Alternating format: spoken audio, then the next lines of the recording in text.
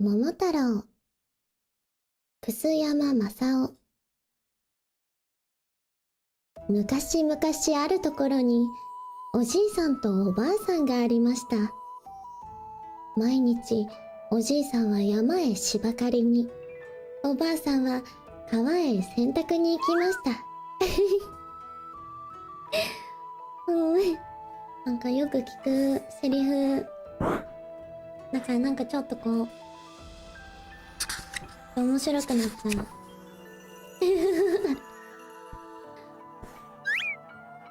た。ある日、おばあさんが川のそばでせっせと洗濯をしていますと、川上から大きな桃が一つ。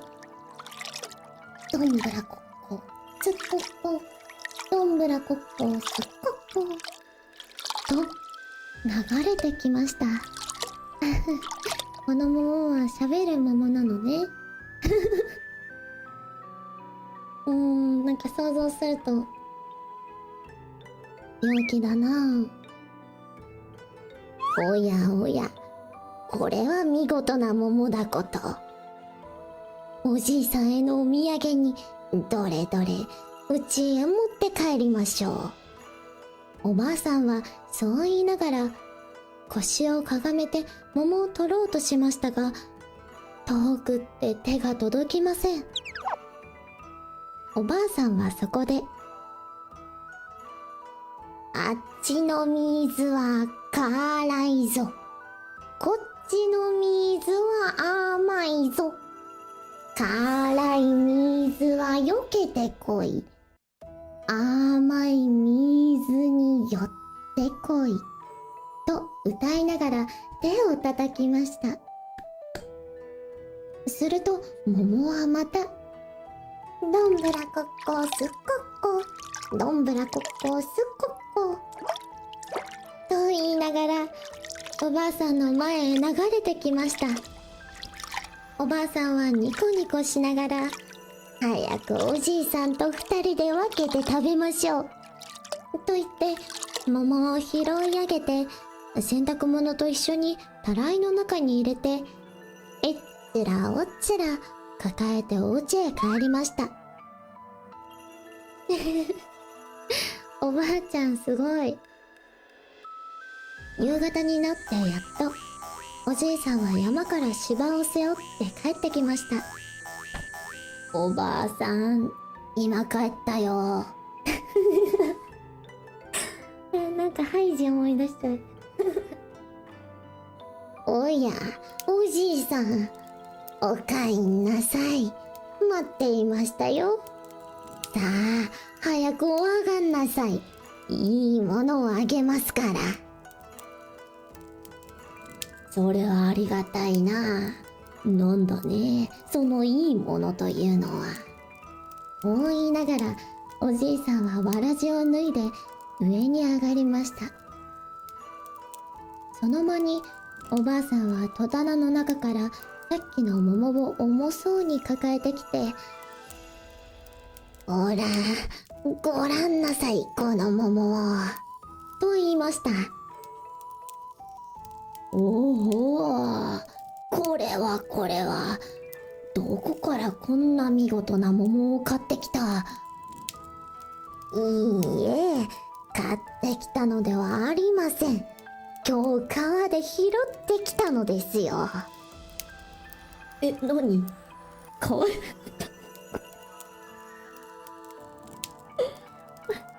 この、点に弱いんだよ、これ。面白い。何？川で拾ってきた？それはいよいよ珍しい。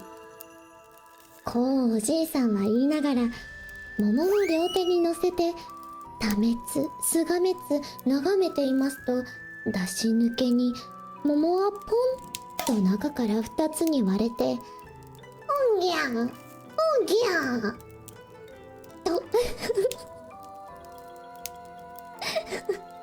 勇ましい産声を上げながら、可愛らしい赤さんが元気よく飛び出しました。おやおや、まあ。おじいさんもおばあさんもびっくりして二人一緒に声を立てました。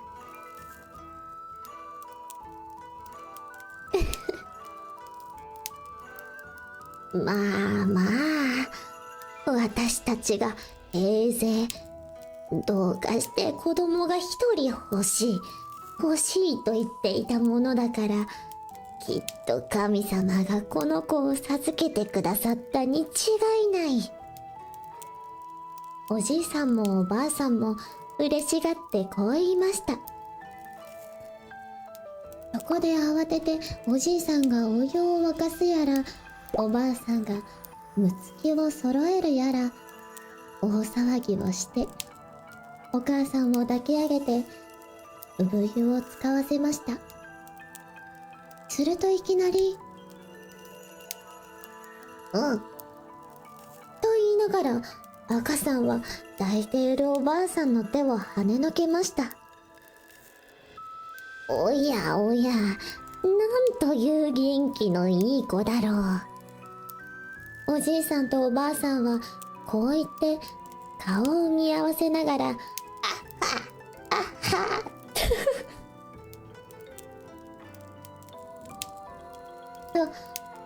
と面白そうに笑いました。全然ホラーじゃないよ。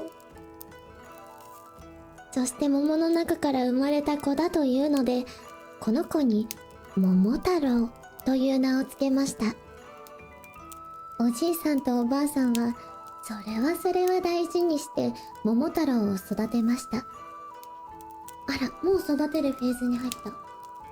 桃太郎はだんだん成長するにつれ、当たり前の子供に比べてはずっと体も大きいし、力がバカに強くって、相撲をとっても近所の村中でかなう者は一人もいないくらいでしたが、そのくせ気立てはすごく優しくって、おじいさんとおばあさんによく孝行をしました。桃太郎は15になりました。もうその自分には日本の国中で桃太郎ほど強い者はいないようになりました。桃太郎はどこか外国へ出かけて腕いっぱい力試しをしてみたくなりました。するとその頃、方々外国の島々を巡って帰ってきた人があって、いろいろ珍しい不思議なお話をした末に、もう何年も何年も船を漕いでいくと、遠い遠い海の果てに鬼ヶ島というところがある。悪い鬼どもがいかめしい黒金のお城の中に住んで、方々の国からかすめ取った尊い宝物を守っている。と言いました。ああ、冒険の始まりみたいな。桃太郎はこのお話を聞くと、その鬼ヶ島へ行ってみたくって、もういても立ってもいられなくなりました。そこで家へ帰ると早速、おじいさんの前へ出て、どうぞ、私にしばらくお暇をください。と言いました。おじいさんはびっくりして、お前、どこへ行くのだと聞きました。鬼ヶ島へ鬼征伐に行こうと思います。と、桃太郎は答えました。おー、それは勇ましいことだ。じゃあ、行っておいで。とおじいさんは言いました。まあ、そんな遠方へ行くのでは、さぞお腹がお好きだろう。よしよし。お弁当をこしらえてあげましょう。とおばあさんは言いました。そこで、おじいさんとおばあさんは、お庭の真ん中に、えんやらえんやら、大きな臼を持ち出して、おじいさんが杵を取ると、おばあさんはこね取りをして、ペンタラコッコ、ペンタラコッコ。てんだらこっこ、てんだらこっこ、と、お弁当のきびだんごをつき始めました。きびだんごがうまそうに出来上がると、桃太郎の支度もすっかり出来上がりました。桃太郎はお侍の着るような陣羽織を着て、刀を腰に刺してきびだんごの袋をぶら下げました。そして桃の絵の描いてある軍勢を手に持って、ではお父さん、お母さん、行ってまいります。と言って丁寧に頭を下げました。じゃあ立派に鬼を退治してくれがいい。とおじいさんは言いました。気をつけて、怪我をしないようにおしよ。とおばあさんも言いました。何、大丈夫です。日本一のきびだんごを持っているから。と桃太郎は言って、では、ごきげんよう。と元気な声を残して出て行きました。おじいさんとおばあさんは門の外に立っていつまでも見送っていました。クールだな、桃太郎。桃太郎はずんずん行きますと、大きな山の上に来ました。すると草むらの中からワンワンと声を上げながら犬が一匹かけてきました。桃太郎が振り返ると、犬は丁寧にお辞儀をして、桃太郎さん、桃太郎さん、どこへおいでになります？と尋ねました。鬼ヶ島へ鬼征伐に行くのだ。お腰に下げたものは何でございます？日本一のきびだんごさ。一つください。お供しましょう。よしよし、やるからついてこい。犬はきびだんごを一つもらって桃太郎の後からついてきました。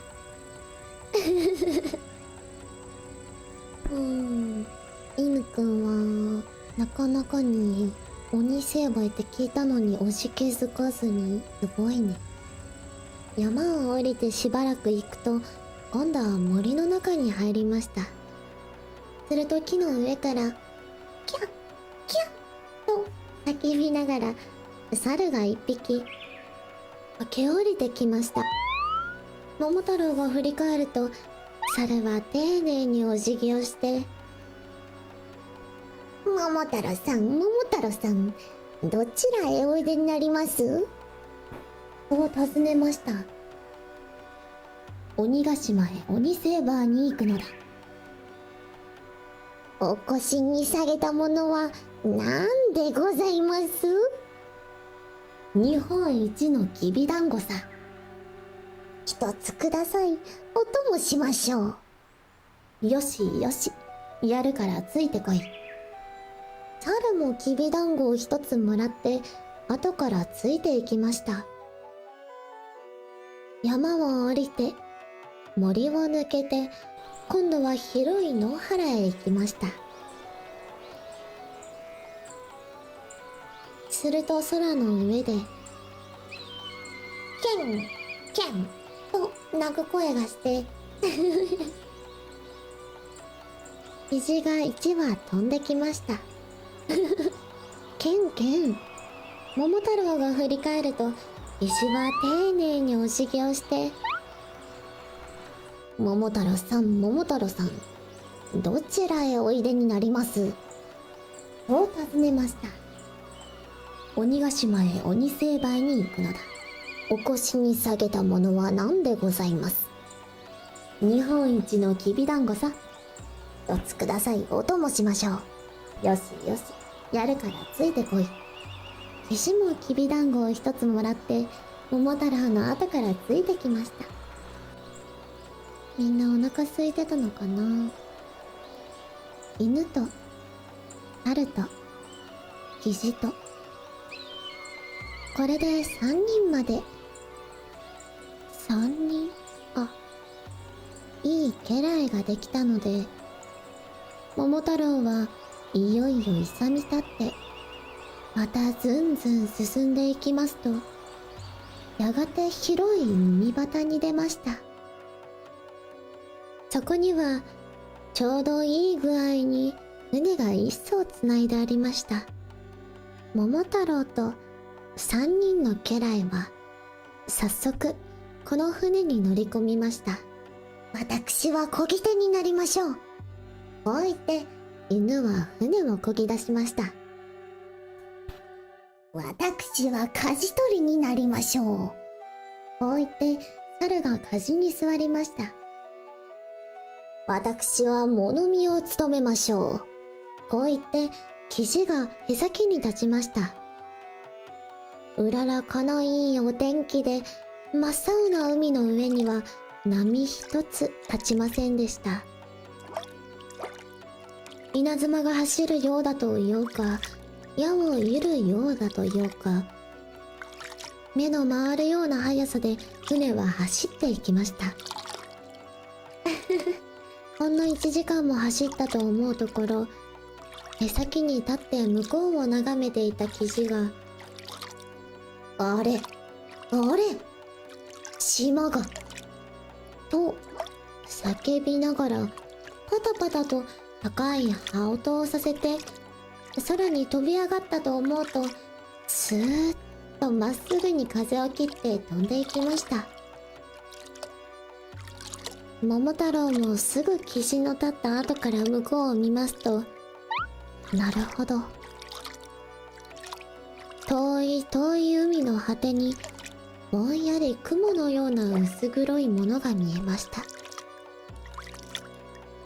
船の進むに従って雲のように見えていたものがだんだんはっきりと島の形になって現れてきました。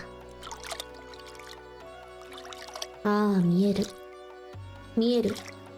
鬼ヶ島。神も見た。鬼ヶ島が見える。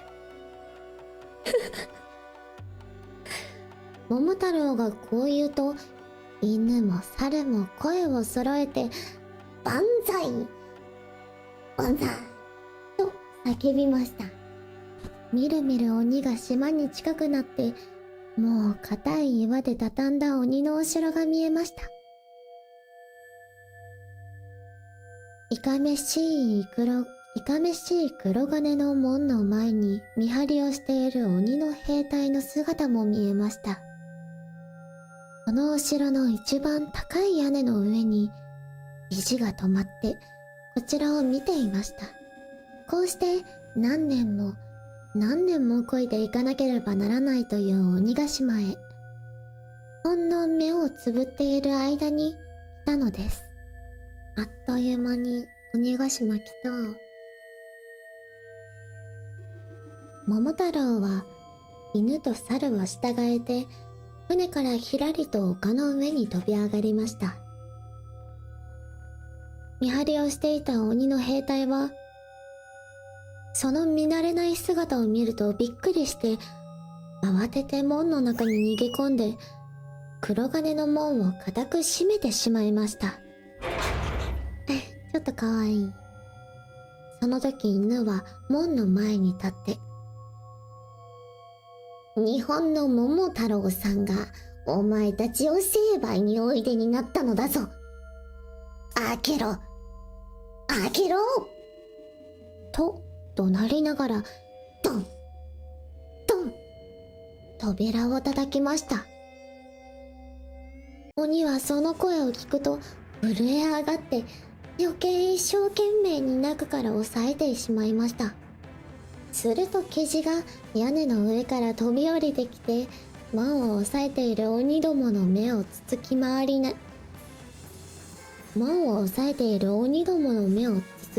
ましたから、鬼は並行して逃げ出しました。その間に猿がスルスルと高い岩壁をよじ登っていって、造作なく門を中から開けました。きの声を上げて、桃太郎の主従が勇ましくお城の中に攻め込んでいきますと、鬼の大将も大勢の家来を引き連れて、一人一人太い鉄の棒を振り回しながら、おおと叫んで向かってきました。けれども体が大きいばっかりで育児のない鬼どもは散々生地に目をつつかれた上に、今度は犬に向こうずねを食いつかれたと言っては、痛い痛いと逃げ回り、猿に顔を引っかかれたと言っては、おいおい泣き出して、鉄の棒も何も放り出して降参してしまいました。おしまいまで我慢して戦っていた鬼の大将も、とうとう桃太郎に組み伏せられてしまいました。桃太郎は大きな鬼の背中に馬乗りにまたがって、どうだ、これでも降参しないかと言って、ぎゅうぎゅうぎゅうぎゅう押さえつけました。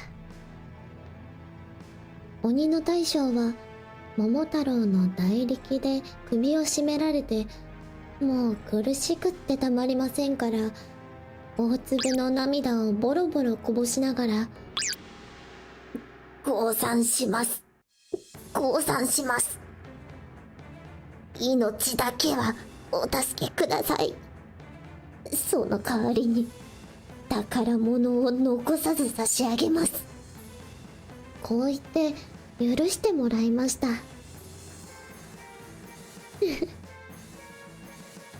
鬼の大将は約束の通り、お城から隠れ蓑に隠れ傘、打ち出の小槌に如意宝珠、その他珊瑚だの、タイマイだの、ルリだの、世界で一番尊い宝物を山のように車に積んで出しました。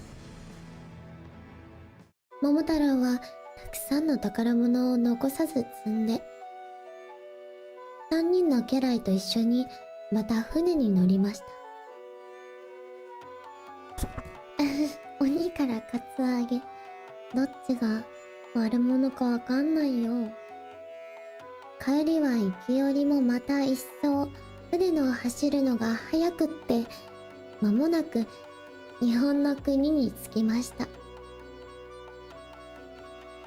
船が丘に着きますと、宝物をいっぱい積んだ車を犬が先に立って引き出しました。桃太郎はたくさんの宝物を、血が綱を引いて、猿が後を押しました。えんやらさ、えんやらさ。三人は重そうに掛け声をかけかけ進んでいきました。そうだね、鬼ヶ島って、てっきり近くだと思ってた。でもよく考えたら、外国だったのか。桃太郎さん、人間のふりやめて。桃太郎さん、お遊びが過ぎますよ。うちではおじいさんとおばあさんが代わる代わる。もう桃太郎が帰りそうなものだが。と言い、首を伸ばして待っていました。そこへ、桃太郎が3人の立派な家来に分取りの宝物を引かせて、さも得意らしい様子をして帰ってきましたので、おじいさんもおばあさんも目も鼻もなくして喜びました。偉いぞ、偉いぞ。これこそ日本一だ。とおじいさんは言いました。まあまあ、怪我なくって何よりさ。とおばあさんは言いました。桃太郎はその時犬とキジとキジの犬と猿とキジの方を向いてこう言いました。どうだ、鬼征伐は面白かったな。犬はワンワンと嬉しそうに吠えながら前足で立ちました。猿はキャッキャと笑いながら白い歯をむき出しました。キジはケンケンと鳴きながらくるくると宙返りをしました。空は青々と晴れ上がって、お庭には桜の花が咲き乱れていました。桜の花、めでたしめでたし。パチパチパチ。